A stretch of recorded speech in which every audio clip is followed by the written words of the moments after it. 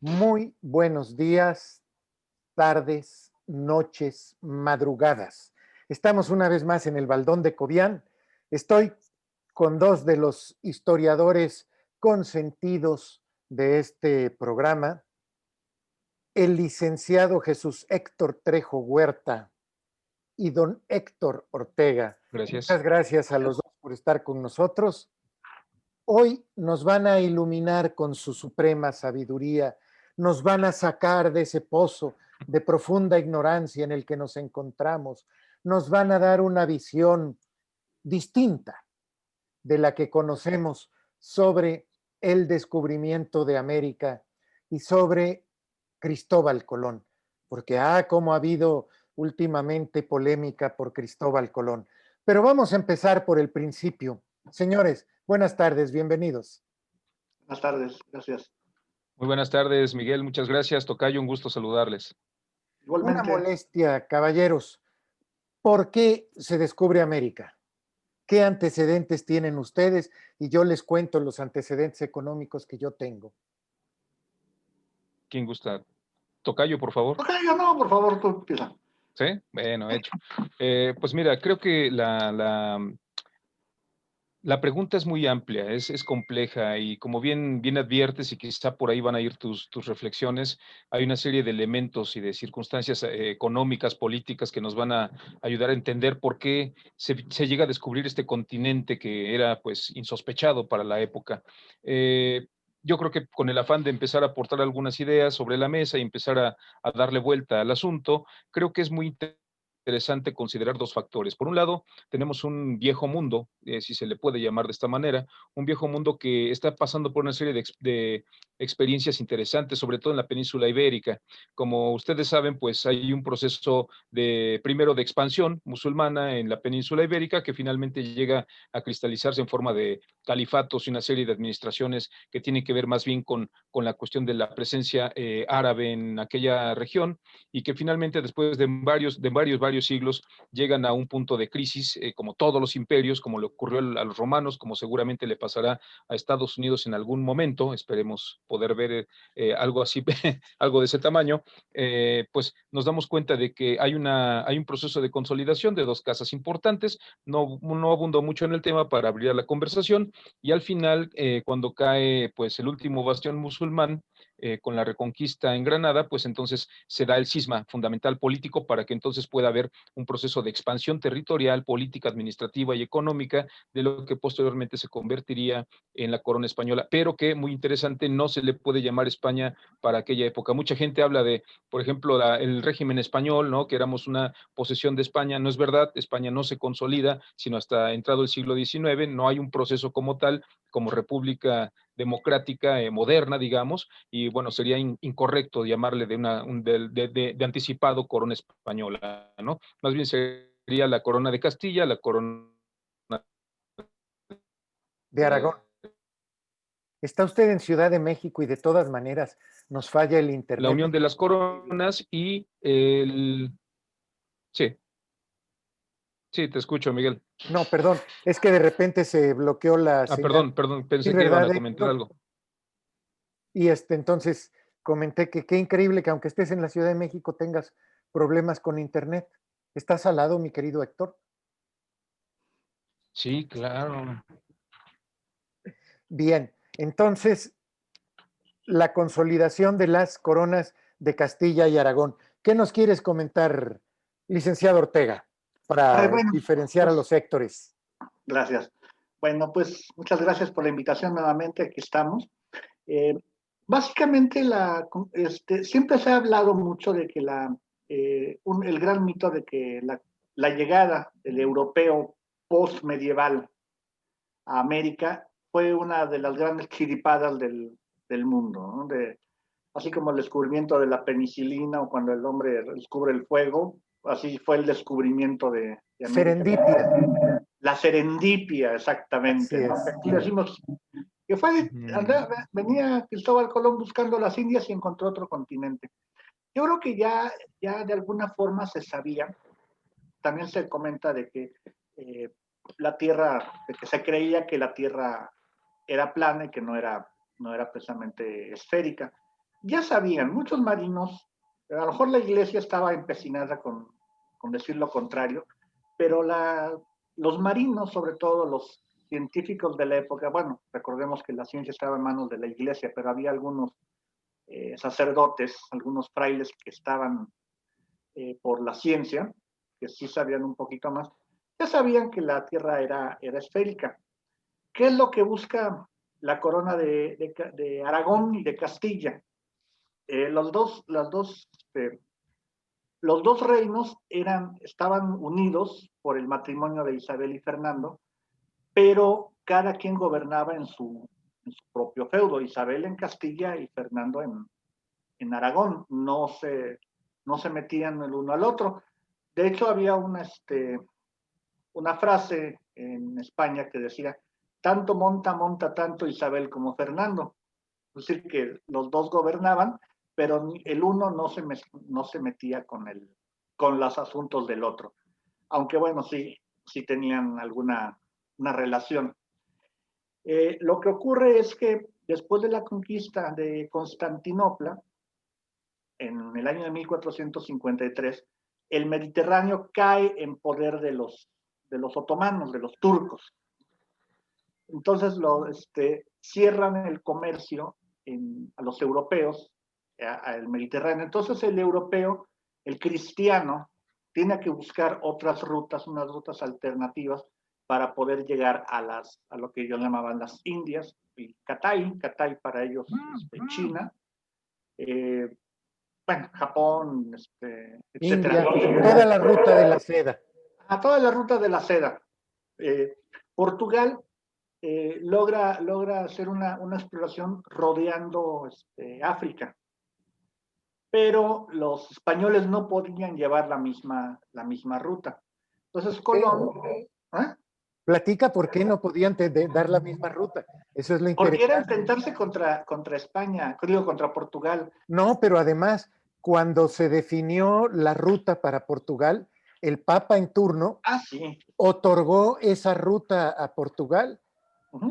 Por lo tanto, los españoles ya no podían seguir la ruta rodeando África, porque esa ruta era exclusiva del Reino de Portugal. Del Reino de Portugal, exactamente. Es que mañosamente claro. Lo que quiero llegar es que el encuentro de dos mundos, el que nosotros conocemos como descubrimiento de América, pese a que hay evidencia de que había sido descubierta anteriormente por otros viajeros, se debe a una decisión del Papa. Sí. Claro. En el fondo. Ahí, por supuesto, tienes toda la razón.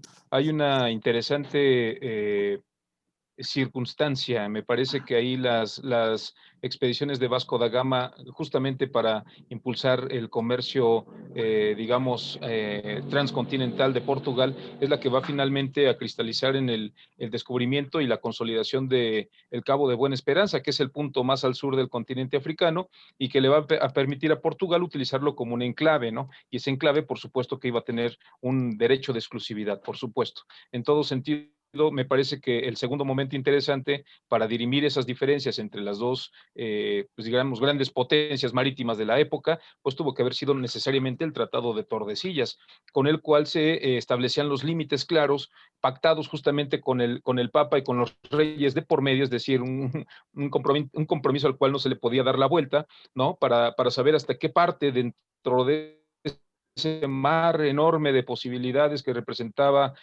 pues digamos, la navegación en el Atlántico, pertenecerían o podrían ser adjudicados a la... Nos quedamos en Alá. Y otra vez se bloqueó la señal. Contigo también se bloquea, ¿no? Tú sí lo sigues viendo completo, Héctor. Yo sí. ¿Se está perdiendo? Bueno, lo de él, ¿no? Hola, se pierde. Y nos quedamos que con el Tratado de Tordesillas establecía ciertos límites, sí, pero no, sí, ya no escuchamos cuáles.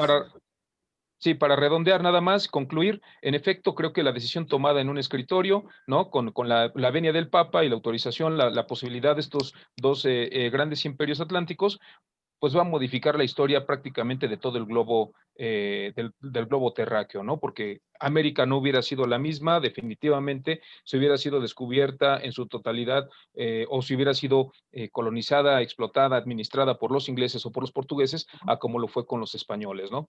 ¿Qué Ahí decía termino el el comentario. Tratado de Torrecilla específicamente? ¿Qué decía el Tratado de Torrecillas? No, Pues eran no, los límites, eran unos límites de navegación precisamente. De hecho, Cristóbal Colón, bueno, cuando viene Cristóbal Colón, descubre una corriente marítima que le permite también venir y regresar, cosa que no podían hacer los portugueses. Los portugueses, me parece, yo no recuerdo bien, me corregirá mi tocayo, que tenían la posesión de las islas Azores en el Atlántico, si mal no recuerdo, pero, pero hasta ahí podían llegar. Básicamente lo que habla el Tratado de Tordesillas era la repartición del Atlántico, lo que podían descubrir los portugueses, bueno, lo que podían tomar posesión los portugueses y lo que podían tomar posesión los españoles. si me permiten, les doy el dato exacto. Se estableció un reparto de las zonas de navegación y conquista del Océano Atlántico y del Nuevo Mundo mediante una línea situada 370 leguas al oeste de las islas de Cabo Verde. Es decir, al reino portugués y a los españoles no iban a interferir en la ruta del Cabo de Buena Esperanza y viceversa. Los españoles no, porque ya se habían descubierto las Antillas y podían caminar por aquel lado. Y bueno, eso fue básicamente el tratado.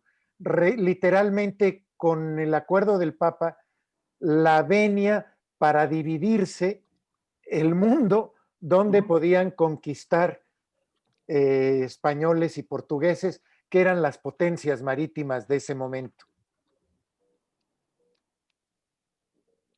Sí, ¿Sí? perdón, yo los estoy perdiendo de repente. Perdón si no sigo la charla, ¿eh? Bien, bien. Este, bueno, no sé cómo podríamos resolverlo.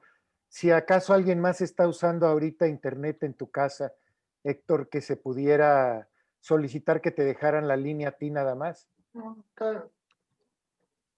Conmigo nadie.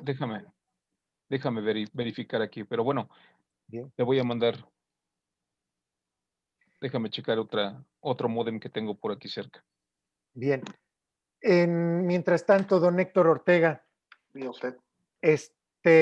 realmente fue entonces una motivación económica. Sí, A claro. partir de la Edad Media, los grandes imperios europeos empezaron a tratar de dividirse o repartirse el mundo, la parte que no estaba conquistada por el Imperio Otomano, una vez que ya habían recuperado Europa. Y poco a poco ir de alguna manera superando mediante estos nuevos territorios conquistados el poder económico, el poder de materias primas, la potencialidad de nuevos mercados y al mismo tiempo también el desarrollo tecnológico que tuvieron que llevar a cabo para llevar esta expansión. Claro. A la larga, esto llevó al Imperio Otomano a quedar rezagado tecnológicamente y perder prácticamente todo en la Primera Guerra Mundial. ¿Voy bien o me regreso? No, van muy bien. De hecho, pues, yo creo que fue, pues sí, fue una motivación básicamente económica. Cristóbal Colón lo que presenta no es un proyecto de exploración, no es de voy a ver qué me encuentro, majestades, ¿no? Tengo la sensación de que hay tierra. No, yo creo que él sabía perfectamente, había unos mapas, o bueno, no sé si todavía existe eso, había unos mapas de un Piro Reus, si mal no recuerdo el nombre, que hablaba de una tierra más allá del Atlántico y hablaba incluso de la esfericidad o la redondez de la Tierra. Entonces Colón viene con esa idea, viene con esa idea medieval eh, del, del español, sobre todo del español, de, de que vamos a encontrar tierras donde vamos a recoger el oro a montones, no que vamos a transformar la materia prima como ocurre en, en Inglaterra, en Así es. Alemania y en otras partes de Europa. Ajá. Déjame preguntarle a Héctor, ¿cómo le llamaban a Jesús? Perdón, déjame preguntarle a Jesús, ¿cómo le llamaban a este territorio donde literalmente había riquezas a flor de piel? ¿Era Cibola. Shangri-La? Sí, Tenían era un nombre. Cibola. Bueno, hay varias historias, varias tradiciones al respecto. La ciudad perdida, la ciudad dorada, Cibola, ha tenido muchos nombres. En realidad ha habido muchos mitos al respecto, pero un dato que quizá valdría la pena considerar es que justamente también Europa empezaba una especie de proceso ascendente de industrialización. Esto es un dato interesante. De hecho, hay un historiador maravilloso que escribe un libro que sigue siendo de cabecera para todos los que nos interesamos en este proceso, se llama Emanuel Wallerstein, que es justamente que plantea la globalización, el inicio de un proceso de globalización en términos económicos a partir del siglo XIII, ¿no? Es decir, no es nada nuevo, en efecto, yo creo que ya venía un poco el interés por explorar nuevos territorios, para hacerse, por un lado, de materias primas, hacerse de tierra, por supuesto, que es la base fundamental de todo feudo, y por supuesto, pues expandir esa insípida, incipiente industria pequeña, muy rudimentaria, si ustedes quieren, pero que empezaba a generar pues cierto interés por una clase que también obviamente va a desencadenar para el siglo XVII, XVIII en una burguesía pujante, ¿no? Entonces, en efecto, creo que esa idea, esa mentalidad del gran conquistador, el que va a ser, pues digamos, nuevos territorios para la corona, recordemos que también hubo un proceso muy interesante con el cual pues todas las potencias que se asumían como católicas tenían la obligación de proteger la ruta Tierra Santa, ¿no? Y las cruzadas es justamente un motor importante para alimentar en la mentalidad de estos hombres, sí, en efecto, medievales, pero también encausados y proyectados hacia el futuro en términos de expansión, a empezar a buscar nuevas rutas, nuevos territorios.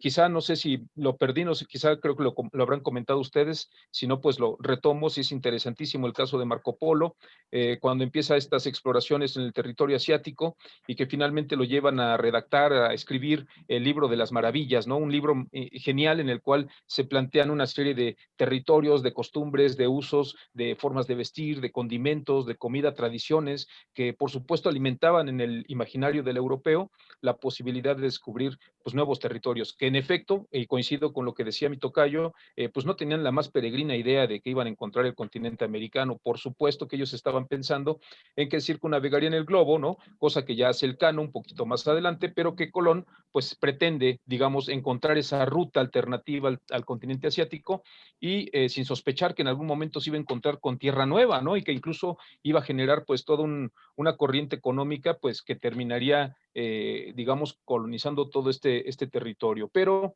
sí es interesante ver cómo es que este proceso no arranca en el siglo XV, necesariamente tenemos que considerar esa pujante industrialización muy insípida, pero que empieza a desarrollarse desde el siglo XIII-XIV y con esta idea de globalización que finalmente pues sigue ocurriendo ya en otros niveles, ¿no? Bien. Licenciado Ortega, entonces, llega Colón y le dice a la reina, invierta una lana, porque creo que enamoró primero a la reina antes que a don Fernando. Sí. Invierta usted una lana y va a tener pingües ganancias con todas las riquezas que vamos a tener de ese territorio. Así es. Sí, de hecho, él se acerca, bueno, la tradición, lo que nos enseñaban en la escuela era que Cristóbal Colón va primero al reino de Portugal a ofrecer sus servicios. Me acuerdo que decía, ¿no? Que secretamente el rey de Portugal envía una expedición, pero esa expedición se topó con una tormenta, no descubrieron nada y vinieron de regreso y por eso el rey de Portugal ya no quiso entrarle con su cuerno, ¿no? Pero que sí, originalmente el plan de Colón era con Portugal. Y va a la corona de Aragón y de Castilla, que son las que finalmente lo respaldan, Primero como dice, habla con a la reina Isabel, la convence. Por eso, Fernando, por eso la canción dice, y la reina Isabel a Colón le dio las naves. pues espero que nada más las naves, pues si no se iba a enojar Fernando. Muy bien, venga, venga, venga, venga. Entonces ya después de eso ya viene el flete de los barcos, que además, bueno, siempre se ha manejado también lo de las famosas, que la reina empeñó las joyas. Yo me pregunto a quién se las empeñó, porque los que eran banqueros en aquella época eran los judíos, y los judíos los expulsó la reina antes de la expedición de Colón. Entonces, pero sí había banqueros que respaldaron ese proyecto que hizo ¿qué hacían las casas reales?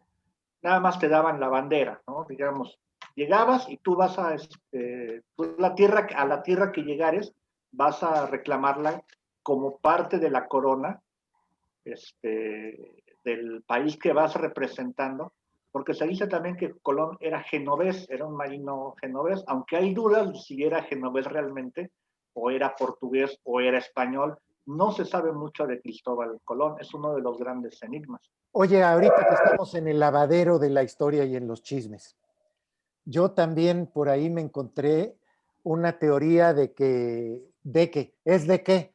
de que ya somos de este gobierno y por eso ya decimos es de qué. Entonces, ¿es de qué, de qué, de qué? De que Colón fue a ver al rey portugués y le dijo, vas en nombre de Portugal a sacarle la lana a los españoles. Te vas a descubrir el nuevo mundo y de regreso, primero paras en Portugal y ya luego te vas a los reinos de Castilla y Aragón, porque fue muy sospechoso que parara primero en un puerto portugués, estuviera un par de días, nadie sabe exactamente bien qué pasó, y de ahí ya se fue con los señores don Fernando y doña Isabel. Sí, Pero es así se Sí, chisme de sí, historia. Pero sin venga, duda, venga. sería motivo de diferentes interpretaciones, aunque finalmente, como comentábamos en la charla pasada, a veces ante los huecos o los vacíos historiográficos, porque no vamos a encontrar una nota precisa sobre cuál fue el motivo por el cual se detuvo Colón a charlar en un puerto portugués, evidentemente podemos especular diferentes motivos, ¿no?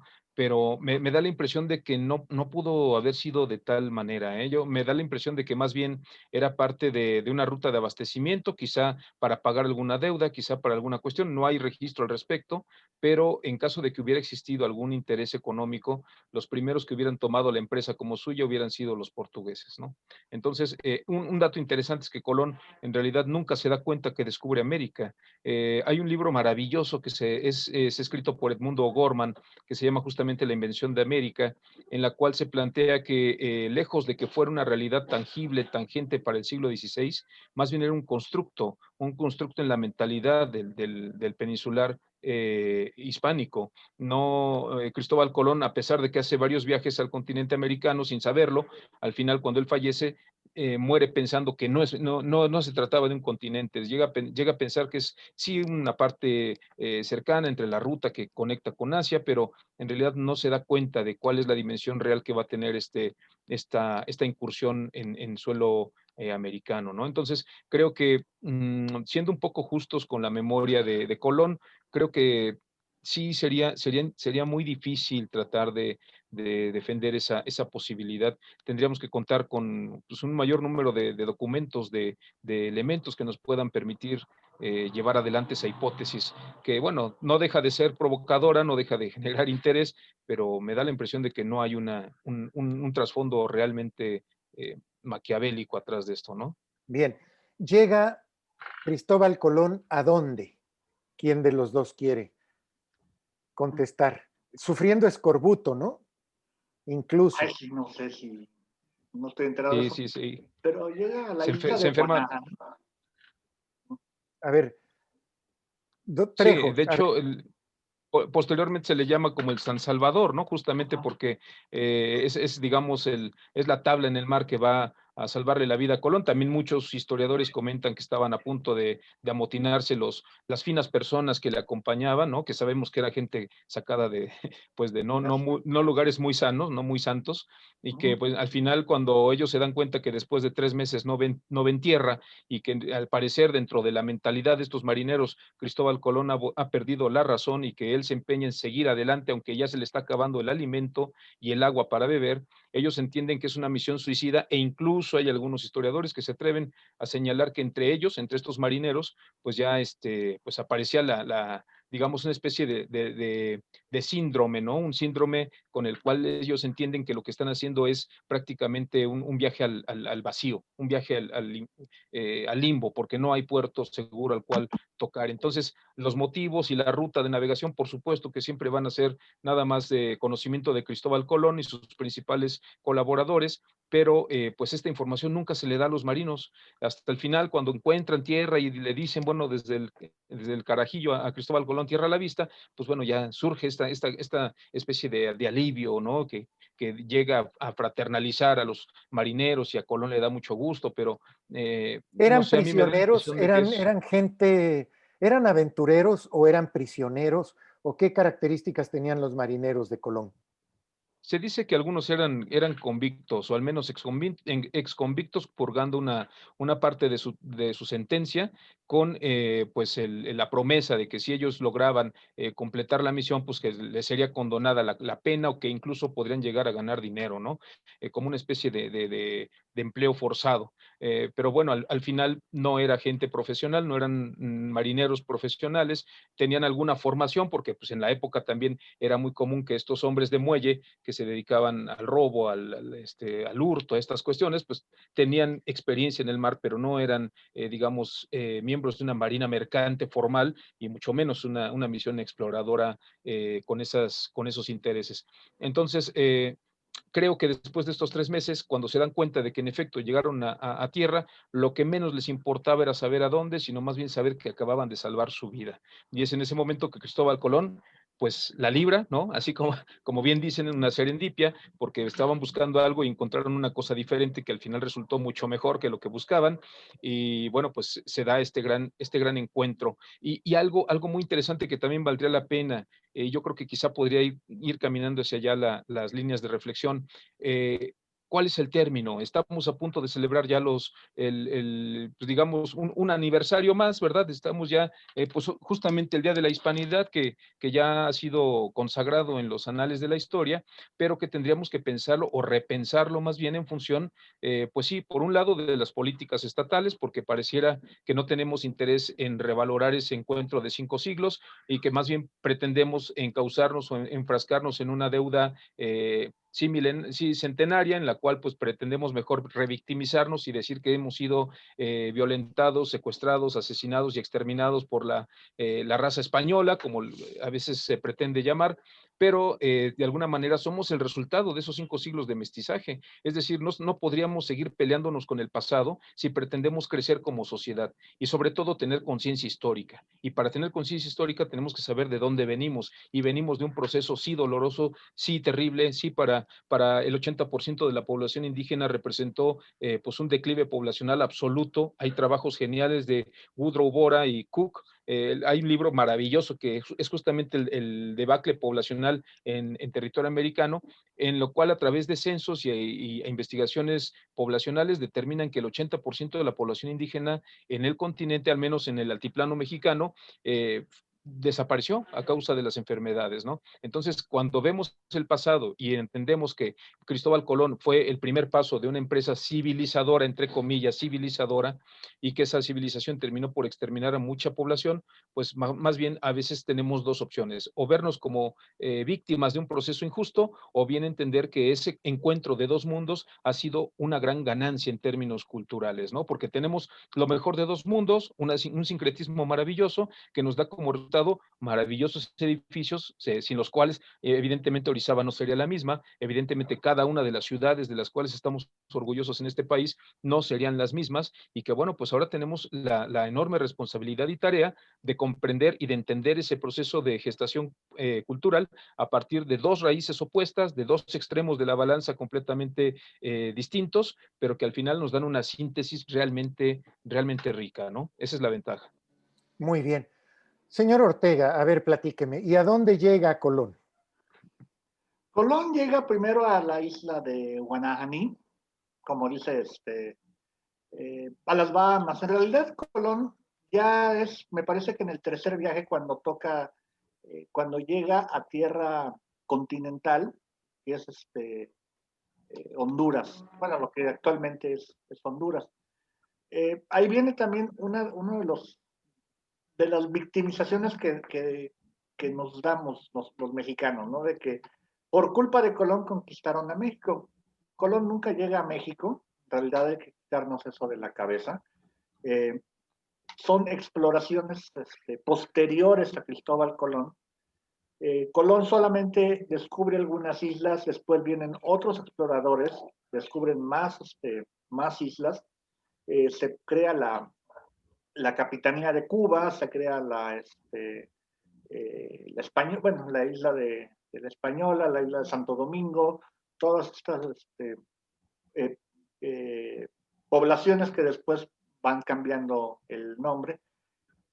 Y ya después viene lo que es resultado de esas exploraciones, viene lo que sería la conquista, pero eso sería otro tema, ¿no? Porque Claro. finalmente la conquista de México, que también no es lo que pensamos, para mí es completamente diferente.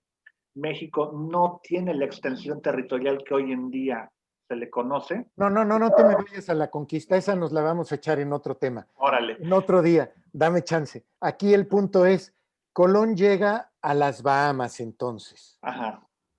Sí. Bien, antes de iniciar el programa, un buen amigo, Martín Sánchez, me mandó a una página en donde alguien, sin mucho fundamento histórico, porque no hay donde confirmar sus dichos,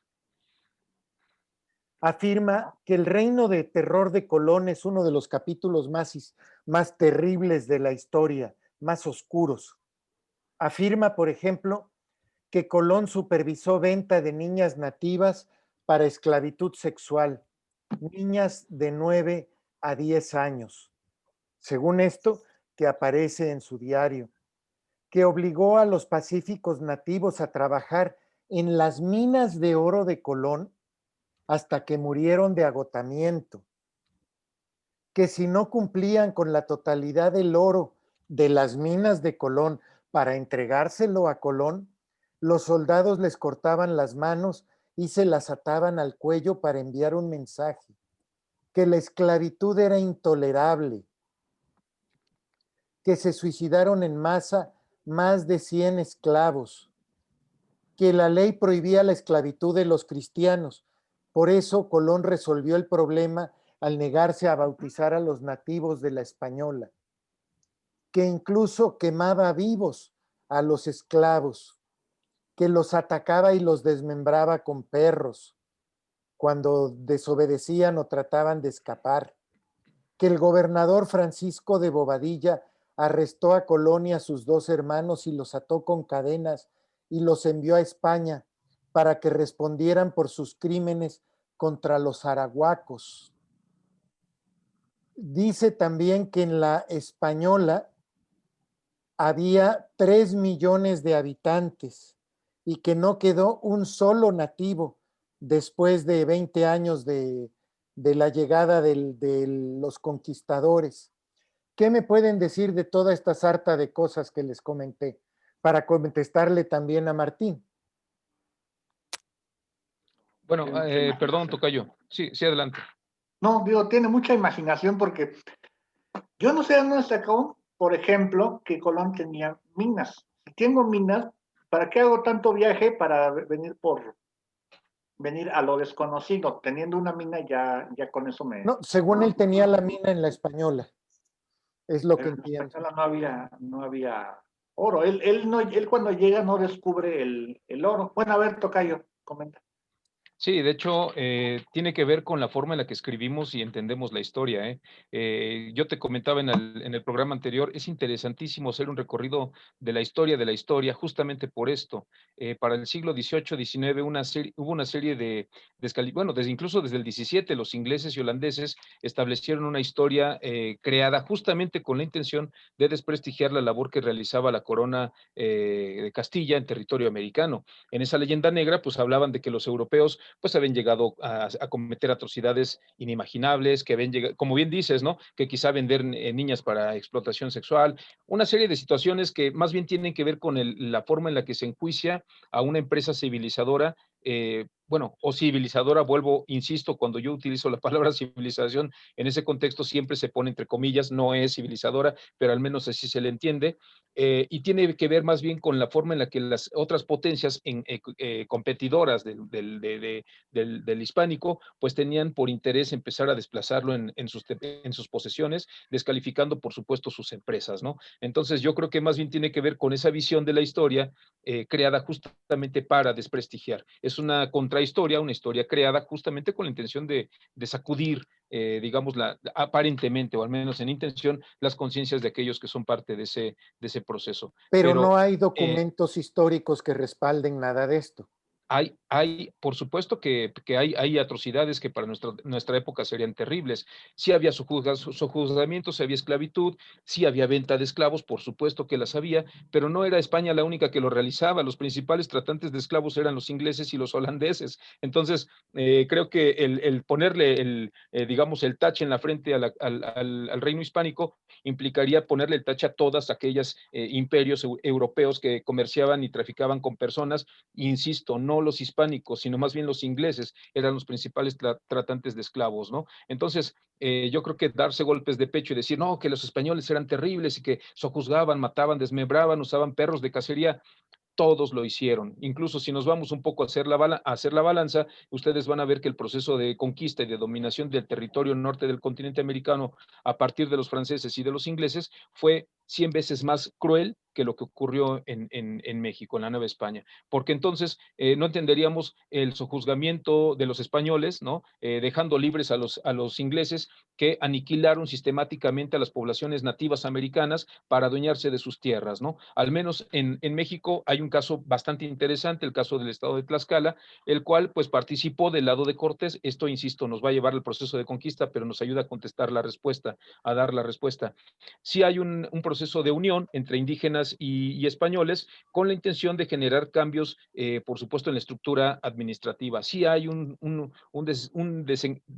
descabezamiento de la pirámide poblacional, se quita a los Huaytlatoani, a los reyes, a los príncipes, señores gobernantes, y se coloca la figura del español. En efecto, sí ocurrió, pero de ahí a que nada más coloquemos en el banquillo de los acusados a los españoles y digamos que fueron unos malditos atroces, pues yo creo que ahí tendríamos que ser un poco más, pues, justos con la tabla rasa, con todos los europeos, ¿no? O sea, de alguna manera podemos decir que los puritanos, protestantes, ingleses, que celebran su Día de Acción de Gracias cada año y que se dan sus baños de pureza, llegaron a asesinar a todos los habitantes del norte de América.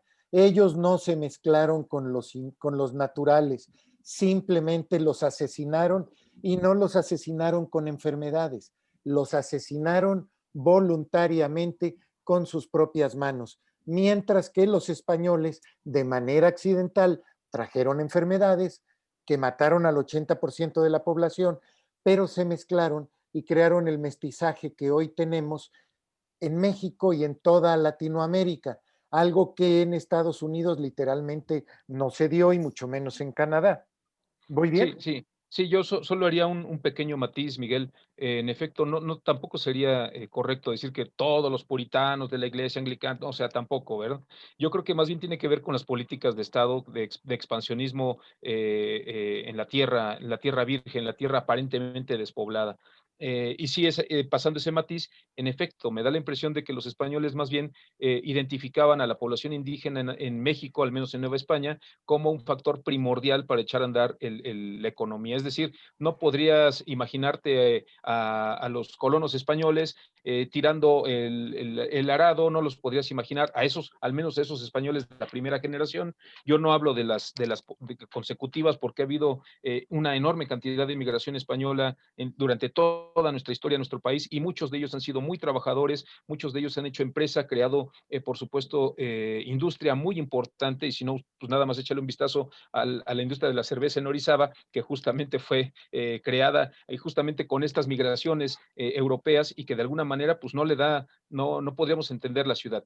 Me refiero a esa primer generación de españoles, a esa primer generación que sí buscaban el premio de las encomiendas, que era una encomienda, era tierra y era mano de obra indígena. Es decir, el español no iba a labrar la tierra, él iba a tener mano de obra indígena a su cargo para mover la industria, para cazar, pescar, cortar madera, construir la casa, sacar piedra, tallarla, levantar la cosecha, todo esto. De tal manera que aparentemente pareciera más bien que el problema epidemiológico, cuando llega la gripe española, el sarampión, y llega el cocolistle y una serie de padecimientos a Nueva España, son las que terminan por poner en crisis al sistema poblacional económico. Pero no es porque hayan querido, sino porque más bien no existía el anticuerpo, no había precedente para esa enfermedad en el continente americano.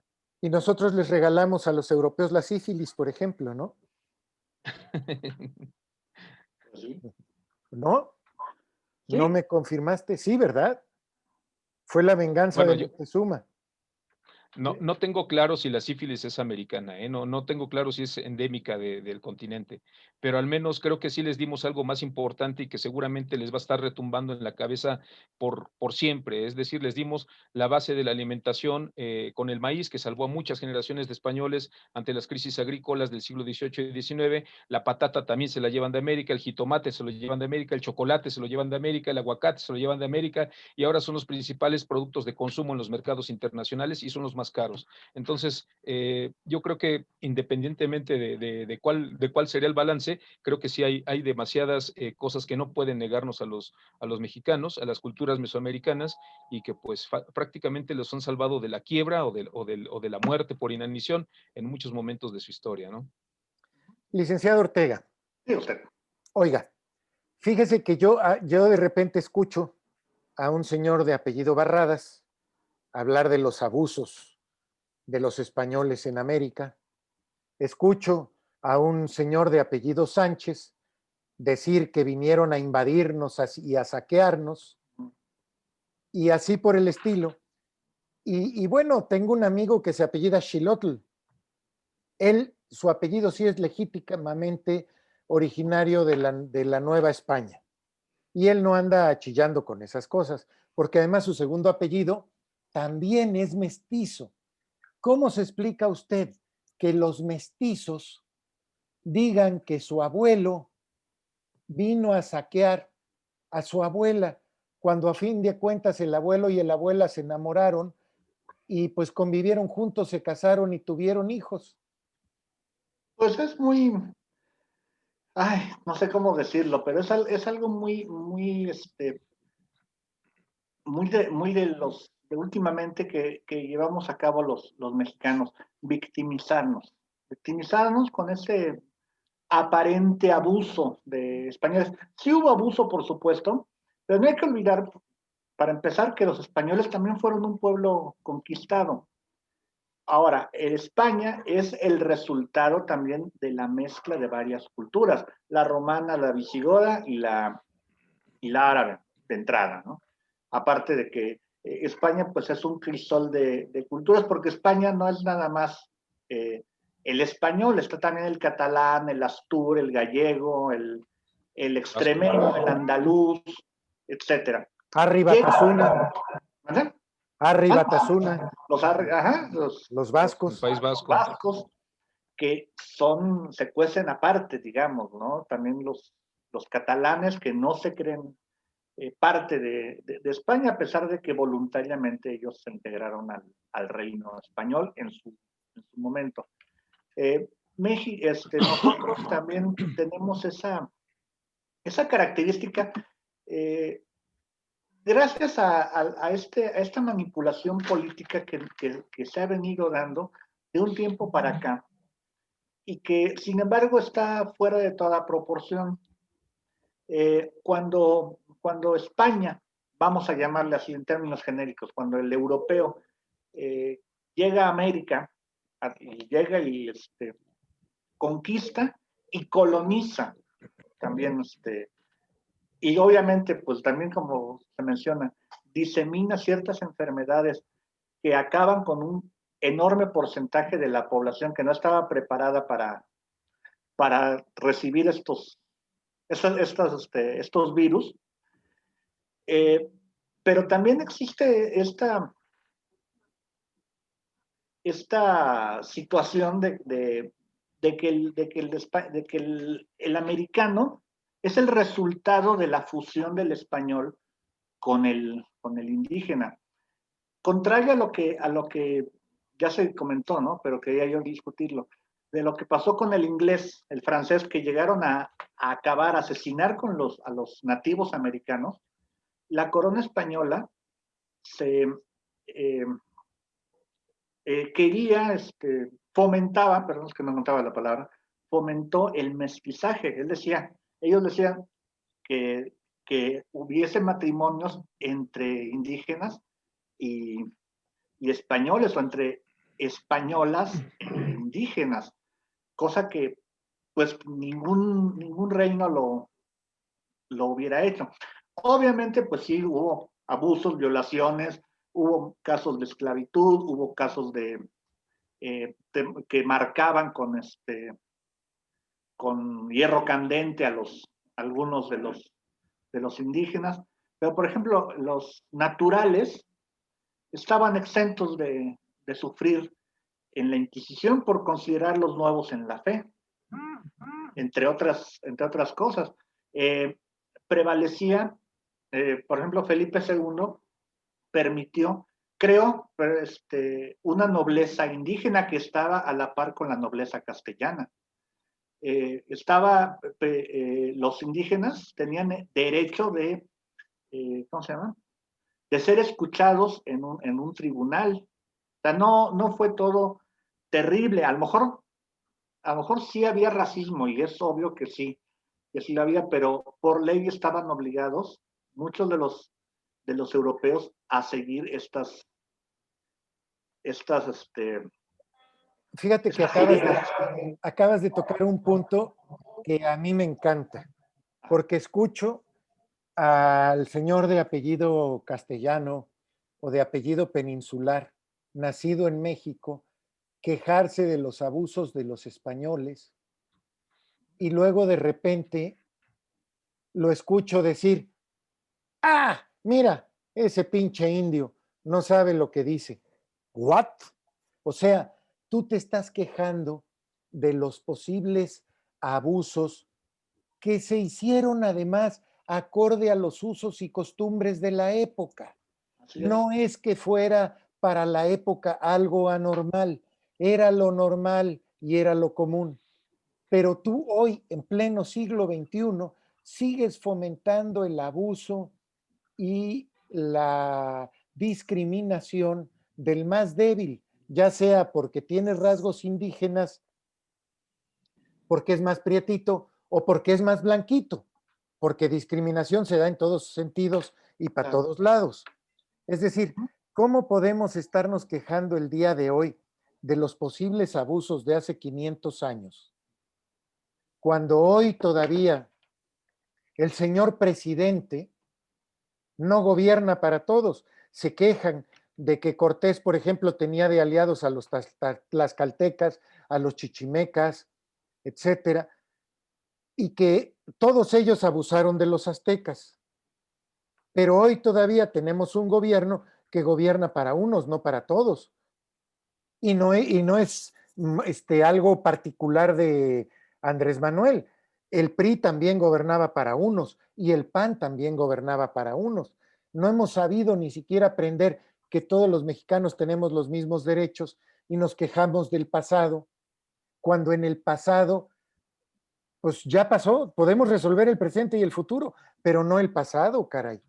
Qué bueno, y les agradezco a los dos este detalle de explicar que la Compañía de Indias Orientales, en su lucha contra los españoles, hasta llegar a la batalla de Trafalgar y más allá, decidió difamar sin evidencias documentales. Y muchos mexicanos debemos entender que la historia no es un anónimo que lees en Facebook. La historia no es un anónimo que te llega por WhatsApp. La historia se va construyendo y entendiendo en base a documentos, evidencias, reseñas, testimonios, diarios, etcétera. Es decir, que alguien diga que en su diario Cristóbal Colón escribió que había tráfico de niñas de 9 y 10 años, que lo muestre, que mande la evidencia, que mande la referencia, que uno lo pueda confirmar, porque si no, está siendo uno manipulado. Y somos muy manipulables respecto de la historia, terriblemente manipulables. Por eso yo les agradezco a ustedes dos el esfuerzo que están haciendo de hablar de lo que se sabe de la historia con fundamento, con los pelos de la burra en la mano, porque no podemos seguir creyendo la historia que nos cuentan, ya sea en libros de texto, que es falsa, en las mañaneras, que es falsa, o la historia que le conviene a cualquier enemigo de México para manipular a México en contra de su verdadera historia. Perdón, pero ya me aventé un choro político, pero es que es muy necesario que Es entendamos esto. apropiado. Sí, es muy apropiado y de hecho me viene a la mente una película bellísima y horrible al mismo tiempo. Yo nunca creí que eso pudiera existir, pero cuando la vi creo que entendí ese concepto. Justamente una dedicada al batallón de San Patricio, ¿no? La de Son Héroes, en donde se plantea que Santana, por ejemplo, y hablando un poco de esta forma en la que se cuenta la historia, no está relacionada con el caso, no está relacionada con el motivo de esta charla, pero creo que el ejemplo sí es muy representativo. Dibujan un Santana perfectamente pulcro, muy bien disciplinado, con unos modales muy cortesanos, muy fino, muy apropiado el señor, con un ejército mexicano perfectamente uniformado, con botas nuevas, armas nuevas, perfectamente disciplinado, cosa que no era real para el siglo XIX, y los ponen como los grandes invasores de Estados Unidos, ¿no? En esta escena, de repente llega Santana con su tropa, la tropa armada, somete a la pobre población norteamericana, toma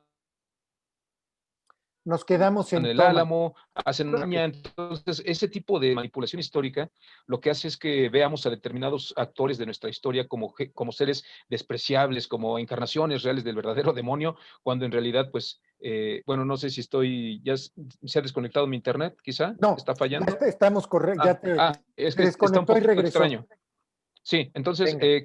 creo que vale mucho la pena hacer esa reflexión, porque si no, nos quedamos con esa vieja idea de que tenemos que recibir, pues no sé, una especie de indemnización, ¿no? Por todo ese proceso de exterminio de la población indígena, cuando en realidad nosotros somos producto de esa riqueza, que sí fue dolorosa, sí es un nacimiento traumático, si ustedes quieren. Nadie hubiera querido que murieran el 80% de la población, nadie hubiera querido que trabajaran enormes cantidades de tiempo y en condiciones miserables muchos campesinos de las haciendas mexicanas, pero desafortunadamente ese es nuestro origen, ese es nuestro pasado. No podemos viajar al pasado y modificarlo, no podemos revivir a Porfirio Díaz o, por decir un ejemplo, no podemos revivir a Santana, no podemos revivir a Hernán Cortés, no podemos revivir a Colón y castigarlos, no podemos hacer eso, es imposible. Lo que podemos hacer es aprender de lo que ha ocurrido en otros tiempos para tratar de emprender sociedades más justas, como bien decías, Miguel, tratar de evitar que reproduzcamos en el cotidiano ese tipo de calificativos que lo único que hacen es seguir denigrando a una población indígena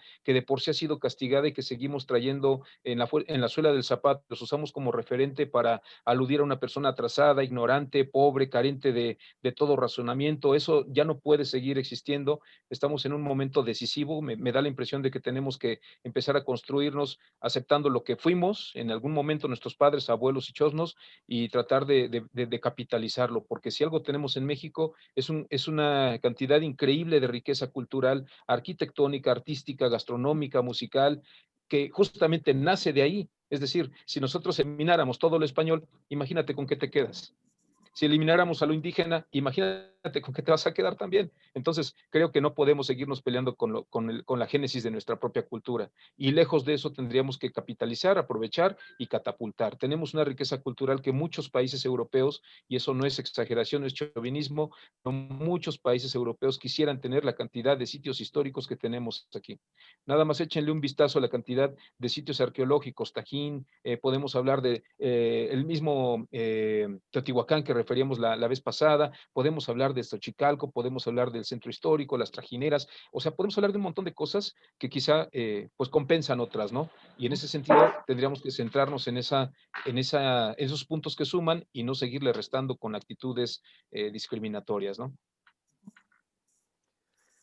Licenciado Ortega, Sí, usted. ¿cómo está usted? Muy bien, también un poco sorprendido. Cada vez que se aproxima esta fecha, entro a mi Facebook, a las redes sociales, y me encuentro con eso, ¿no? Con esas quejas en idioma español sobre la gran pérdida que fue para nosotros el haber sido conquistados por los españoles. Eh, todo eh, discurso, todo este argumento que lastima, lacera a nosotros como mexicanos, porque finalmente somos el resultado de esa mezcla, ¿no? Digamos.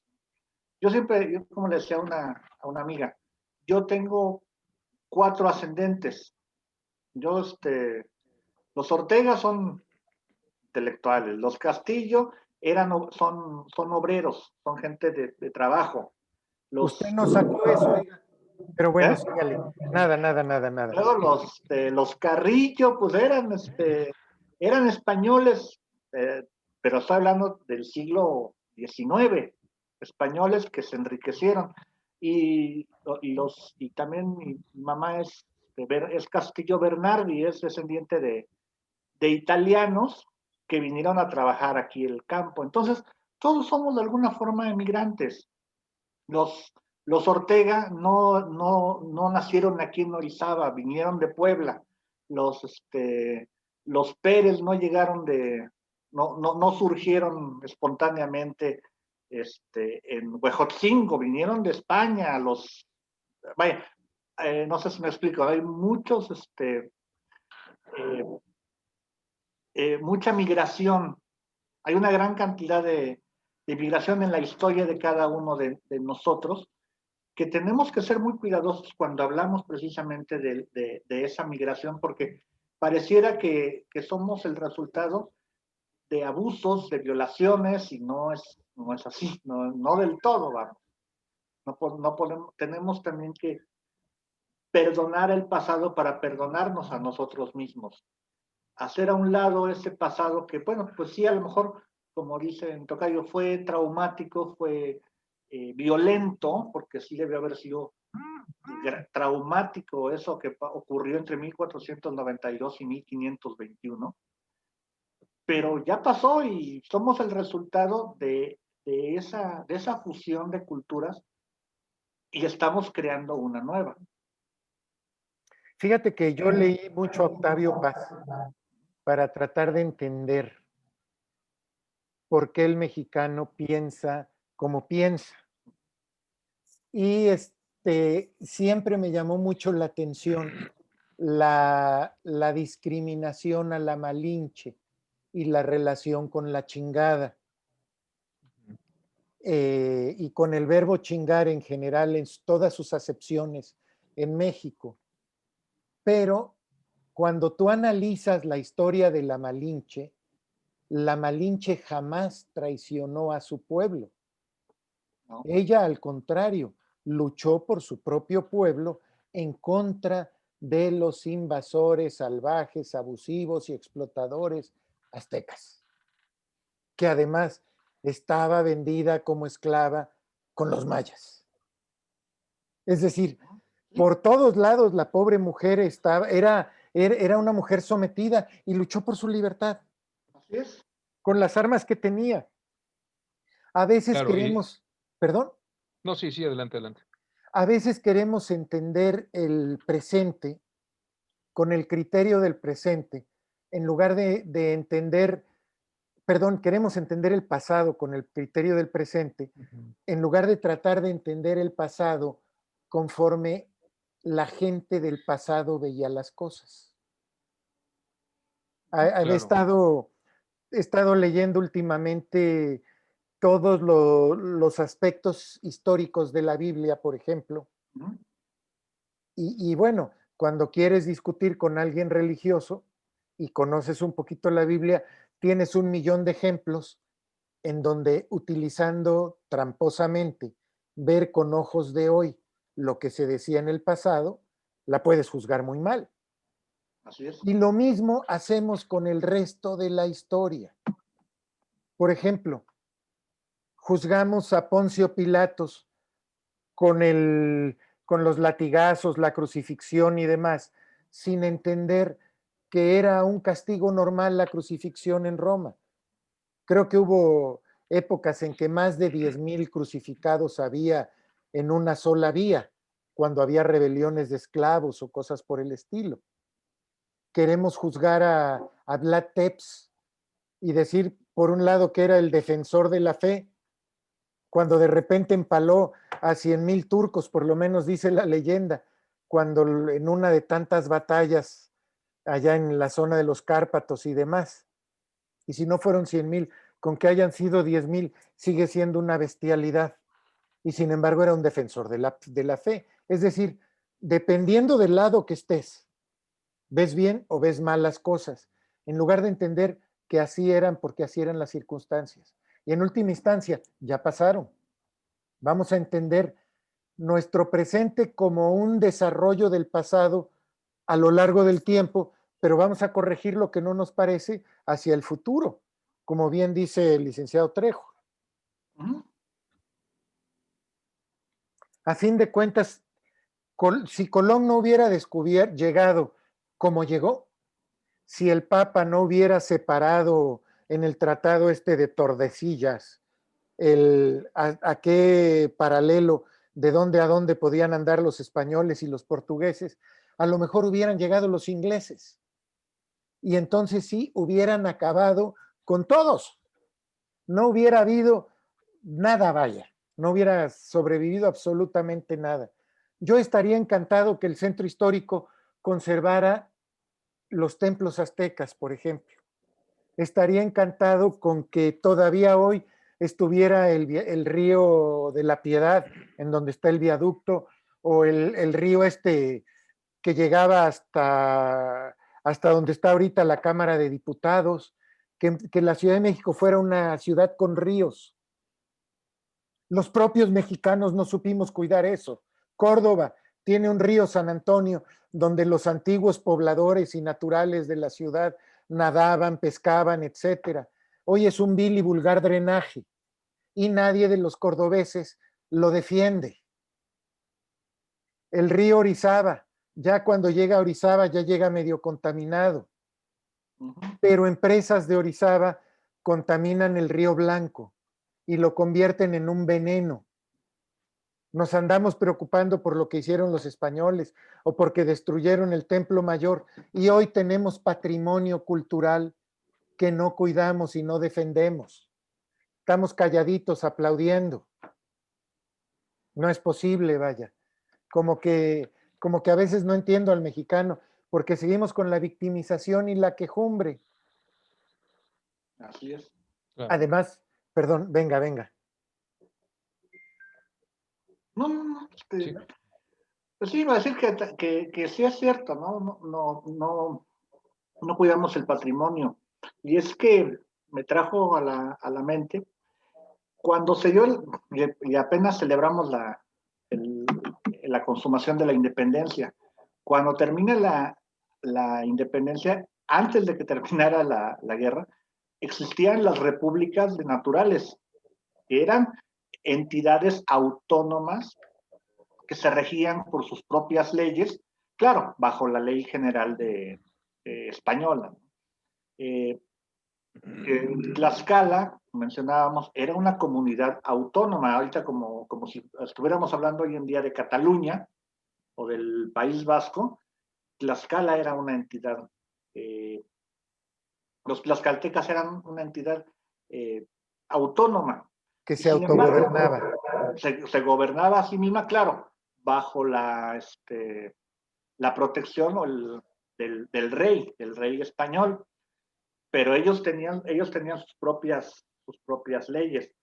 En cambio, cuando llega la República Mexicana, borra de porrazo todo eso y le echa la culpa a los españoles.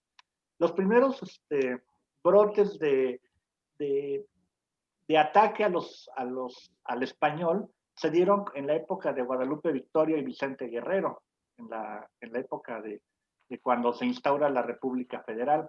Y es cuando comienzan a tirarle a al español, comienzan a ser mal vistos, hay un decreto para expulsarlos del país, a raíz de que pues tenía Guadalupe Victoria a un estadounidense, Joel R. Poinsett, que era el que influía enormemente en Guadalupe Victoria. Guadalupe Victoria era el títere de este señor, y este señor hacía y deshacía lo que quería en México, y obviamente atacó a esa parte española, que fue defendida, aunque la historia no nos lo cuenta, por la parte conservadora, como Lucas Alamán, que es el gran ideólogo conservador, es el que rescata y logra preservar los restos mortales de Hernán Cortés en algún momento. Bueno, eso ya ocurre posteriormente, pero efectivamente el mexicano, el novohispano, no odiaba al español, le meten la idea de odiar al español, como ahorita nos lo está metiendo la Cuarta Transformación. ¿Qué opinan de pedirle al Vaticano que pida perdón cuando ya hubo dos solicitudes de perdón? Una por el Papa Juan Pablo II y otra por el Papa Francisco. ¿No estamos haciendo el ridículo más espantoso? Yo creo que, en mi opinión, en vez de pedirles que pidan una disculpa, mejor que nos den los códices, ¿no? Los famosos códices que justamente fueron a pedir para una Así es. exposición del gobierno federal con el interés de celebrar, digamos, este quinto centenario. Es completamente anacrónico. A mí me da la impresión de que esto no es más que una forma de tratar de sanar una herida que en realidad no se sana de esa manera.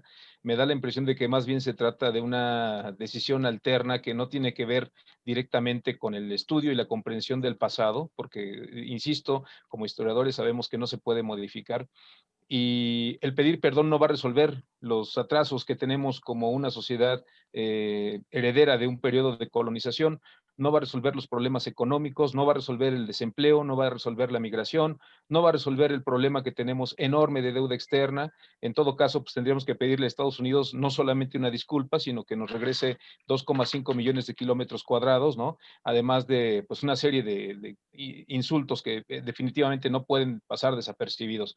Si nos empeñamos en hacer justicia extemporáneamente, la lista es muy larga, muy larga. Entonces, yo creo que es estratégicamente hablando, en términos historiográficos, es una mala decisión, desde mi punto de vista. Yo creo que tendríamos que centrarnos en otro tipo de empresas, ¿no? Deberíamos de invertir un poco más de esfuerzo en otras empresas que realmente beneficien a la población. Insisto, no creo que sea posible, pero bueno, yo me quedo por ahí para no seguir encendiendo echándole Yo, más leña al fuego, ¿no? yo creo que si yo fuera Francia, España, el Vaticano, Austria, yo no le prestaría a México ni el penacho de Moctezuma, ni los códices, ni nada por el estilo, porque hoy México tiene un presidente que cambia de opinión de un día para otro y que para la comunidad internacional no es confiable. Desde esa óptica no puedes prestarle al país algo. Lo más que podríamos lograr sería una réplica pero a mí me preocupa mucho que vamos a celebrar, creo que los 800 años de la fundación de Tenochtitlan, pero Tenochtitlan no se fundó en el 20, sino en el 25, ¿o me equivoco? Sí, 1325. Entonces, ahí es que a mí me asusta que la esposa del presidente presuma de ser doctora en historia y que el presidente presuma todos los días en la mañanera sus relatos de historia de esos de estampita de las que usábamos en la escuela cuando íbamos en la primaria, pero no tienen ni la más remota idea de lo que es la historia de México. Y quien no conoce la historia de México está condenado a repetir los errores que se han cometido en la historia de México. Eso me asusta porque el destino de 130 millones de habitantes está en sus manos. Y los que conocemos la historia estamos condenados a ver cómo los que no la conocen la están La están dilapidando, repitiendo. Así repitiendo. es, así es. Ese es nuestro eterno castigo, tocayo. Sí, ni modo. Pero sí, a mí me parece también algo, pues, extemporáneo, porque además ya hubo una petición de una disculpa.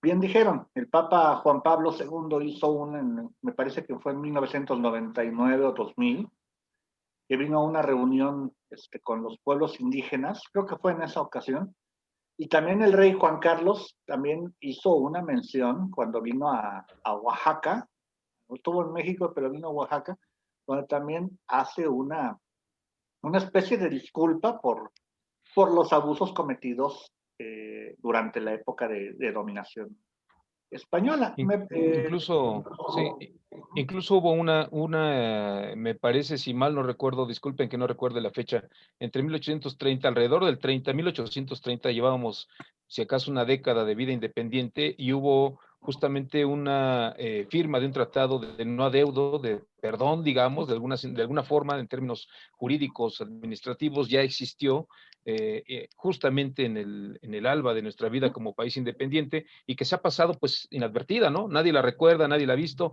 pero ya existió, ya hay ese precedente. Entonces, volver a pedir que se reconozca que hubo una serie de violaciones humanos a los derechos humanos de la población indígena del siglo XVI, híjole, yo siento que es como darle patadas al pesebre, porque también nosotros estamos cometiendo una serie de atropellos con la población que llega de Sudamérica, amigos centroamericanos, salvadoreños, guatemaltecos, no les garantizamos lo más mínimo y simplemente estamos a la espera de volvernos un muro enorme. Eso sí, México se ha convertido en un muro enorme que evita la llegada de todos estos migrantes a Estados Unidos, ¿no? Estamos haciendo la chamba de Estados Unidos y eso no es justo ni para nosotros ni para los amigos centroamericanos que llegan a nuestro país. Entonces yo creo que también habría que pedirles una disculpa por algunas inconvenientes, ¿no?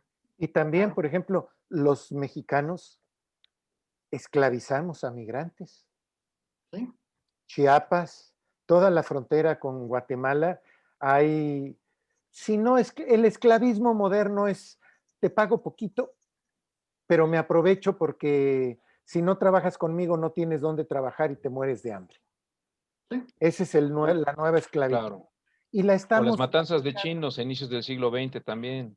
Tapachula, también. Chiapas, matanzas de chinos, simplemente porque comían menos y trabajaban más que nosotros, muchas comunidades mexicanas celosas de la cuestión laboral, pues también emprendían matanzas de esta población simplemente por ser de origen chino, ¿no? Entonces ¿Sí? creo que nadie está libre de pecado, en esto se aplica la frase bíblica, ¿no? Nadie puede arrojar la primera piedra y yo creo que el tratar de aventarla al cielo, pues te va a caer en la cabeza en algún momento. Solamente hay que tener un poquito de memoria y ver que los mexicanos también hemos cometido como sociedad, seguimos cometiendo muchos actos que no son para nada presumibles, ¿no? El mismo acto la discriminación por origen racial, sexual, pues sigue siendo una deuda pendiente con la población civil.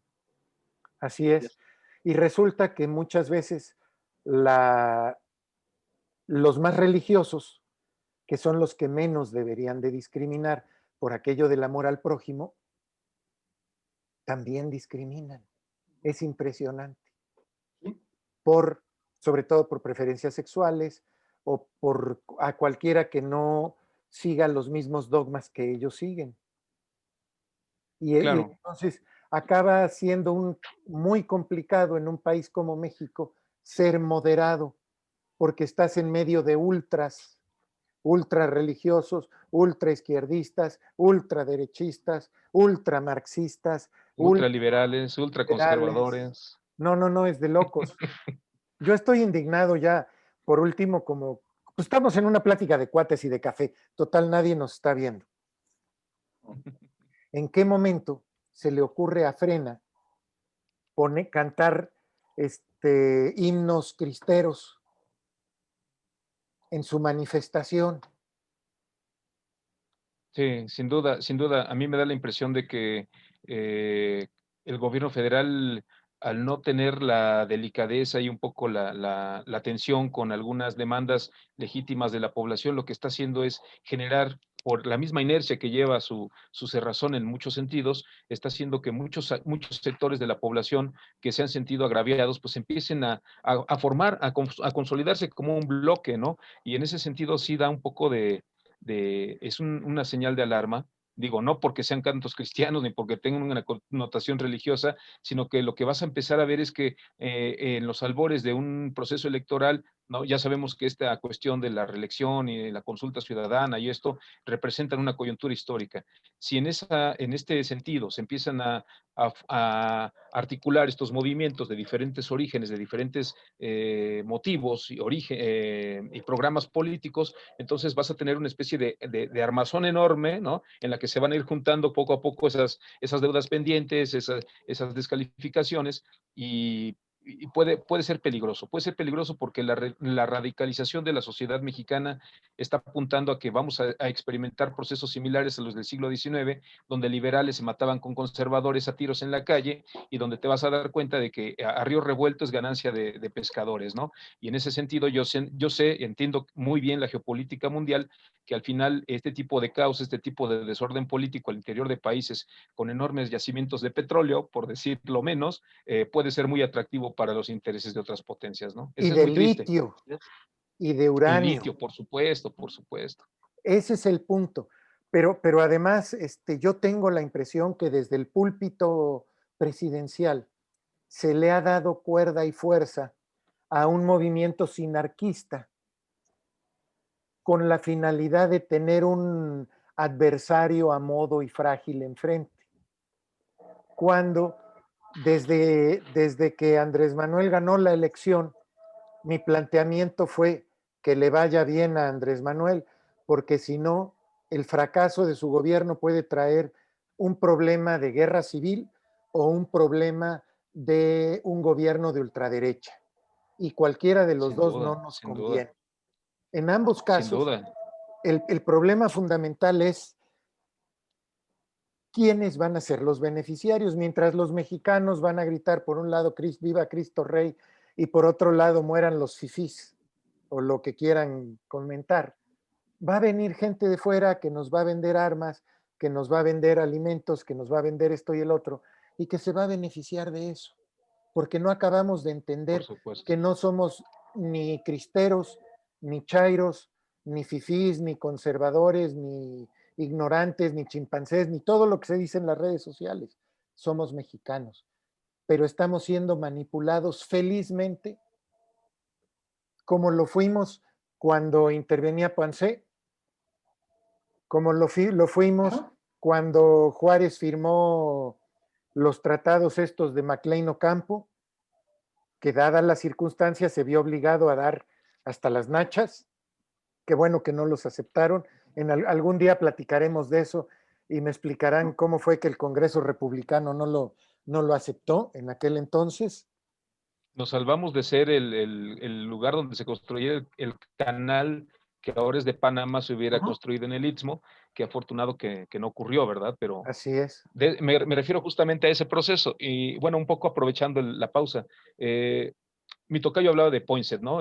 Agradezcanle también que Poinsett es el personaje maravillosamente hábil y fascineroso que se lleva la Nochebuena a Estados Unidos, la registra y entonces ahora el nombre científico es Poinsettia, ¿no? Entonces, bueno, es un ejemplo de cómo si nos descuidamos en momentos de crisis podemos perder hasta lo más fundamental de nuestra identidad, ¿no? Entonces, qué desafortunado Yo coincido contigo, Miguel, me da la impresión de que todos queremos, todos deseamos que le vaya bien al gobierno, que la 4T realmente trabajara, que realmente solucionara las demandas sociales. Desafortunadamente creo que muchos de los que han tocado la puerta, incluso en algún momento pues se puede hacer una lista bastante interesante de esto, pues no han recibido demasiado apoyo. No es por echarle en cara al gobierno, pero creo que sí ha hecho falta un poco más de sensibilidad, sobre todo con este gremio de investigadores. Tú puedes ver que dentro de bueno, es un tema muy interesante también, ¿no? La extinción de Fideicomisos.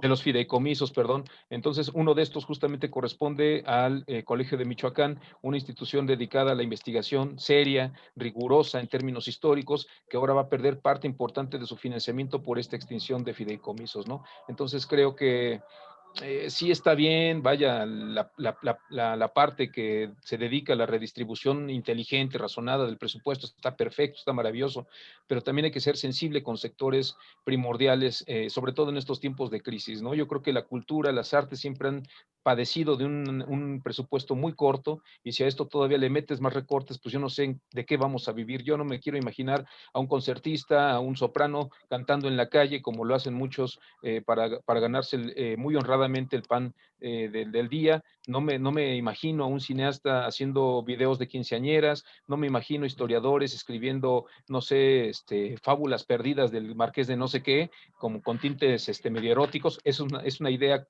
Tocayo, a lo mejor podría ser, Ah, bueno, podríamos dedicarnos a eso en el futuro inmediato, pero pues ok. vaya, o sea, ¿hacia dónde vamos a migrar, no? Si necesitamos un Esto, recurso para poder subsistir.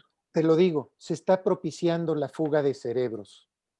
Lo valioso Sin duda. en todos los temas que le importan a la humanidad, si no es atendido en México, se va a ir de México. Nosotros, por Claro. ejemplo, tenemos en Córdoba una bailarina, Ivana Bueno, que está triunfando en Inglaterra. Estamos muy orgullosos de ella. Pero si ya no va a haber apoyo para todos estos chicos que se desarrollaban artísticamente y que recibían apoyos del gobierno también, las fundaciones que los han convertido en lo que son, pues mucha gente va a Claro. sufrir por una absoluta falta de sensibilidad, por gobernar para unos cuantos, no para todos, y por gobernar en vistas al próximo proceso electoral y no gobernar en vista del bienestar de todos los mexicanos. Pero bueno, otro día nos tomamos un café aquí virtual platicando de política. Yo quiero pedirles una conclusión sobre el viaje de Colón para terminar la plática del día de hoy, agradeciendo como siempre el esfuerzo, porque el esfuerzo, además de que me beneficia mucho a mí, porque me llena platicar con gente que sabe y aprendo mucho, beneficia a los pocos o muchos personas que vean este video. Y es un esfuerzo que ustedes hacen y se los agradezco mucho. Hombre, pues ¿Quieres muchas concluir gracias. algo? Empecemos contigo de una vez. Trejo. Bueno, ok. Bueno, pues nada más como una provocación para que nos acerquemos al análisis de este proceso interesante que representa el descubrimiento de América.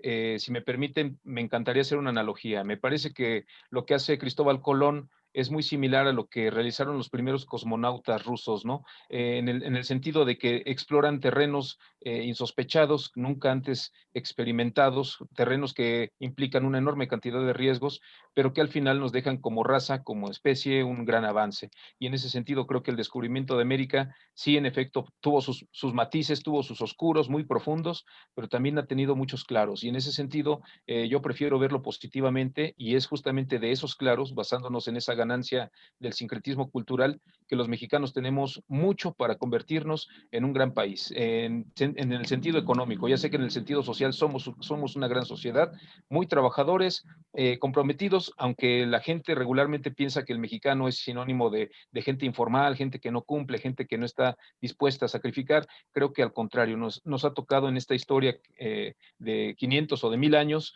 pues sacrificar mucho y a veces por nada. En ese sentido, quizá tendríamos que mejorar las formas en la que apostamos al futuro, y comprender que Cristóbal Colón fue un agente de cambio, una coyuntura histórica que amplió el universo, amplió el panorama de desarrollo humano, y gracias a América, Europa es lo que es. Y gracias a Europa, también América es lo que es. Ortega. somos el resultado de la migración, evidentemente. Y somos el resultado de ese mestizaje que hubo en América, que fue un momento traumático, sí, que fue violento también. De los claroscuros, como diría mi tocayo, pues también me quiero quedar con la parte luminosa, con la parte creativa, con ese México mágico que surgió a partir de la mezcla del mexica, el tlaxcalteca, el otomí, el maya, etcétera, con el europeo, que no nada más estamos hablando de españoles, también estamos hablando de portugueses, aunque poco menos, de italianos, de franceses, de gente que durante los 528 años que han transcurrido desde la llegada de Cristóbal Colón a territorio que se le conoció como América, han venido dándose toda esta gama de colores, no solamente raciales, sino colores, hablando metafóricamente, hablando simbólicamente de lo que somos, ¿no? Cada cabeza es un mundo y pues también quiero conminar a que estudiemos más la historia, a que como dice José Miguel, no nos vayamos, la historia no se da en mensajes de WhatsApp o en compartir una notita en Facebook. Hay que leer, hay que ver autores, hay páginas serias en internet de las cuales podemos basarnos, sacar conclusiones inteligentes y bueno, conocer nuestra historia, y no solamente la historia de México, sino la historia universal, y específicamente la llegada del hombre europeo postmedieval, que así me gustaría llamarle, al territorio que después se bautizaría como América, pues fue un momento importante en la historia de la humanidad. Muy bien, pues no queda más que agradecerles a ustedes dos su tiempo, su esfuerzo y su sabiduría y conocimientos. Muchísimas gracias, un abrazo a los dos y nos seguimos viendo, porque estas pláticas de historia están muy sabrosas. Muy Hasta bien, luego. gracias. Gracias, Miguel. Gracias, tocayo. Hasta luego.